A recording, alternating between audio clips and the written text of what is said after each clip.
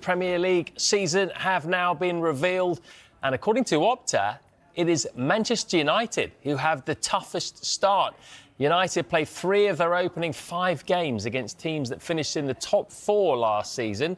United's opening opponents, Arsenal, have the second hardest start, including a trip to champions Liverpool, while Aston Villa and FA Cup winners Crystal Palace have the kindest fixtures over the first 5 games.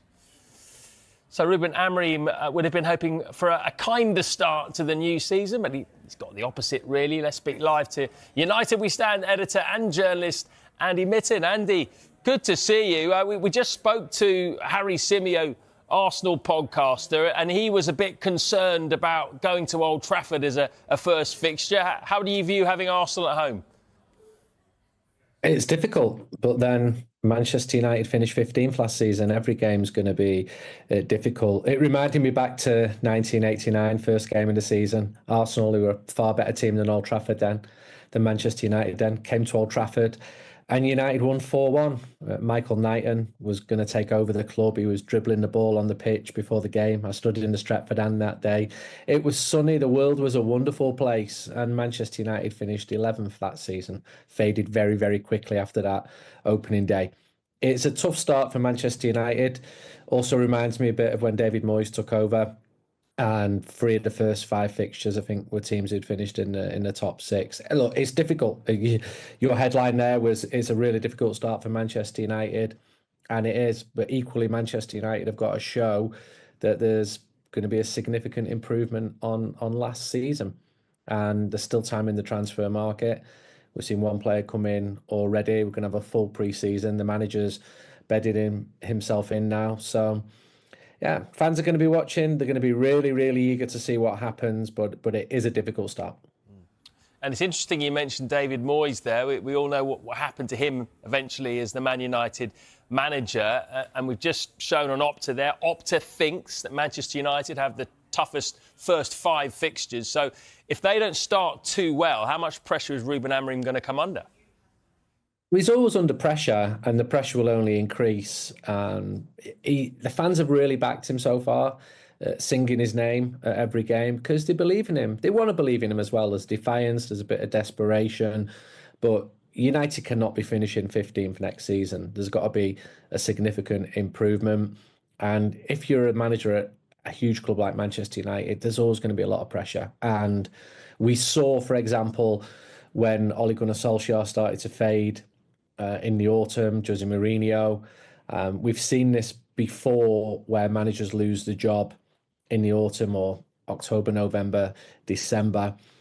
I don't think that that's going to happen to Ruben Amorim. I'm backing him. I'm confident that he can bring about improvements, but he also has to do that.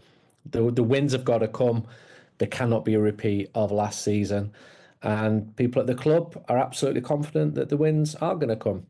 I don't think you're going to be seeing United winning the league next season, but there's got to be a significant improvement. And I hope and think that there will be. I'd imagine, Andy, that the fans are quite encouraged that United are being linked with some big names in the transfer window. Cunha's already through the door. There's also Mbeumo's been heavily linked. Gyökeres, Hugo Ekitike now. How confident are you that you might get another big name or 2 through the door after Cunha?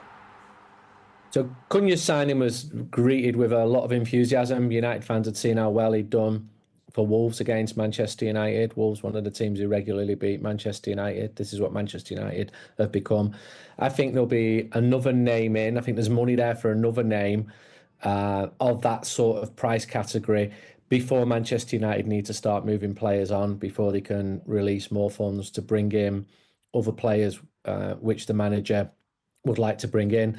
I was told a couple of weeks ago, think about number 10s rather than number 9s. I was also told about Bryan Mbeumo from Brentford wanting to come to Manchester United. He would be a signing who United fans would absolutely greet with enthusiasm. Brentford probably want to get as much as he can for a player who's been very effective for them. And they're the 2 who I absolutely factually know about. There's a lot of speculation about the others. But for now, they're the only ones that I know for absolutely certain. And as you mentioned there, United will probably have to make some significant sell some players as well. The two biggest, who maybe they could get some of the biggest money for, would be Rashford and Sancho. Do you think, though, if they're going to be able to sell those two, that both would have to take a significant pay cut? Yeah, they would, because they're among the best paid footballers in the world, and their status doesn't match their pay packet. Anthony as well has done exceptionally well since going on loan to Real Betis, so he would have suitors. Marcus Rashford did well when he went to Aston Villa, and Jadon Sancho did okay when he went to Chelsea as well. But they've got huge contracts at Manchester United, and they're under no obligation to leave them. But as professionals, as people who want to play football, it doesn't look like they've got a future at Manchester United under the current manager.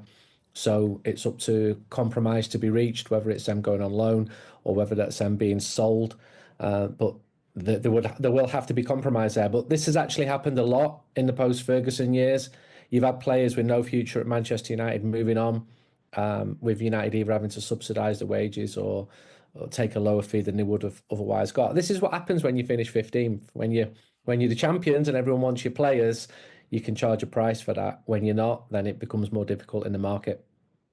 Andy, I just want to finish with that interview you did with Omar Barad. A very interesting interview it was as well. And he doubled down on his prediction that United will win the Premier League and the WSL by 2028. When he said that, what was your reaction? Were you surprised by those comments?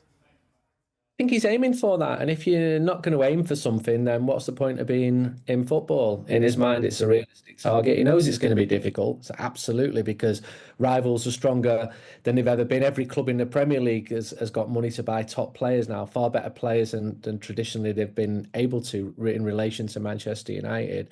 But aim high and hope that it comes off. It's going to be a stretch, but fortunes can turn pretty quickly in football. We've seen that. We saw Nottingham Forest turn around in the Premier League. I just think for now, for next season, Manchester United have got to be significantly better. Aim for European qualification for the season after, because not having that next season is a big miss. And I think that Omar Barada would agree with that as well. He's got a very clear idea of how he's going to make Manchester United successful, profitable on and off the pitch. And I think most United fans would back him with that as well. But it's difficult. There's no panacea. There's no magical answer just to make things all right with a click of the fingers. Andy, always a pleasure to get your views on all things Manchester United. And I tell you what, it's going to be a very exciting start to the season for you and the rest of the fans. Thank you. Well, it is a season like no other on Sky Sports, with a minimum of 215 games live. That is up from 128 last season. Here are a few things to look out for when the season begins on the weekend of August the 16th. Sky Sports will have at least 215 live games for the next 4 seasons, giving fans the best matches week in, week out until May 2029. Fans will be able to watch 80% of all televised Premier League games on Sky Sports this season. As well as in the traditional Saturday and Sunday slots, the first and last word on a Premier League weekend will also come from Sky Sports. More live games on Fridays and Mondays than ever before. For the first time, all final games on the last day of the season will be live in one place, creating a real moment for fans. Are there any changes to Super Sunday for the upcoming season? Well, for the first time, Sky Sports will now be able to offer multiple live matches on a number of weekends, and that is in the Sunday 2 p.m. slot.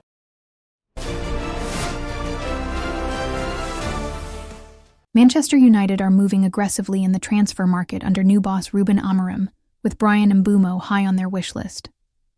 Despite having a 55 million offer rejected by Brentford, United remain confident, especially as Mbeumo is keen on the move. With the arrival of Matheus Cunha already confirmed and interest in Victor Gyökeres growing, United are clearly targeting attacking reinforcements after last season's scoring struggles. The club is also looking to balance the books, with big exits like Rashford, Sancho, and Antony being considered, potentially generating over 100 million to help fund this rebuild.